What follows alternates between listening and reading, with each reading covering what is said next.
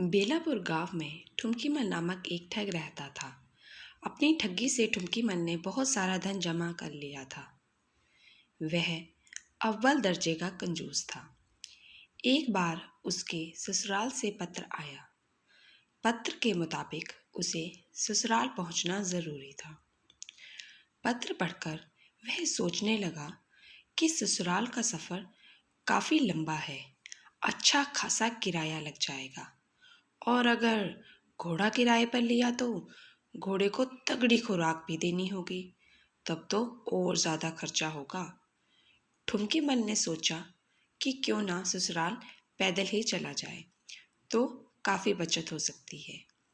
यह सोचकर ठुमकीमल ससुराल के लिए पैदल ही निकल पड़ा।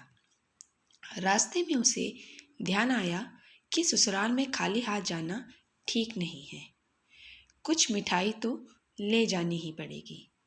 फिर उसका माथा ठनका।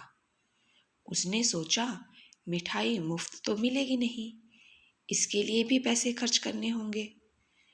ठुमकीमल ने मिठाई के खर्च से बचने के लिए एक तरकीब निकाली और मिठाई की जड़ ससुराल ले जाने का फैसला किया। ठुमकीमल आगे बढ़ा और पास बने गन्ने के खेत में पहुंच गया। उसने खेत से 6-7 गन्ने उखाड़े और उन्हें लेकर ससुराल पहुंच गया। दामाद जी के हाथों में गन्ने देखकर सास सारा माजरा समझ गई कि ये चोरी के गन्ने हैं, क्योंकि सासू माँ अच्छे से जानती थी कि उसका दामाद बहुत कंजूस है। सासू माँ ने ठुमकीमल से पूछा, अरे दामाद जी, आप ये गन्ने क्यों लाए हो? ठुमकीमल ने बात बनाते हुए कहा, ओहो सासू माँ जी, वो बात ऐसी है कि सारी मिठाइयाँ तो शक्कर से ही बनती हैं और शक्कर गन्ने से बनती है, तो मिठाई की जड़ तो ये गन्ना ही है ना, तो मैं मिठाई की जड़ ही ले आया। वैसे भी आजकल शुद्ध मिठाइयाँ भी तो नहीं मिलती। यह कहकर ठुमकीमल ने अपनी सास को वो गन्ने थमा दिए। सास ने सोचा कि दामाद को सबक सिखाना जरूरी है। 5 दिन तक ससुराल में ठुमकी ठाठ से रहा और खूब माल उड़ाया।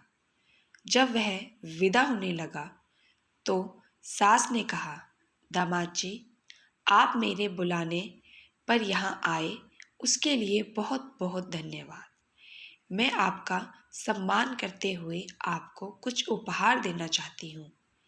मैंने सोचा था कि मैं आपको कपड़ों के 5 जोड़े दूंगी, पर अब मैंने अपना इरादा बदल दिया है और कपड़ों के जोड़ों की जगह मैं आपको ये थैली दे रही हूँ, इसे स्वीकार करें।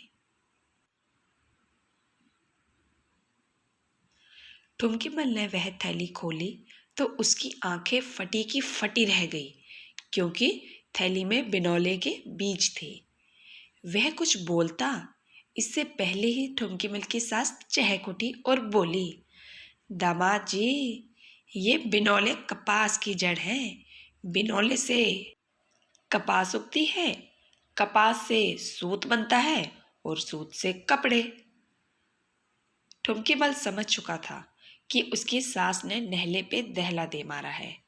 अपनी ठगी की बदौलत ठुमकीमल ने भले ही ढेर सारा पैसा जमा कर लिया था, लेकिन उन्हें खर्च करने से वह हमेशा कतराता था। पर इस बार उसे ऐसा सबक मिला कि फिर वह कंजूसी करना ही भूल गया। मेरी अगली कहानी के लिए मेरे चैनल को ज़रूर सब्सक्राइब करें। Thank you for watching.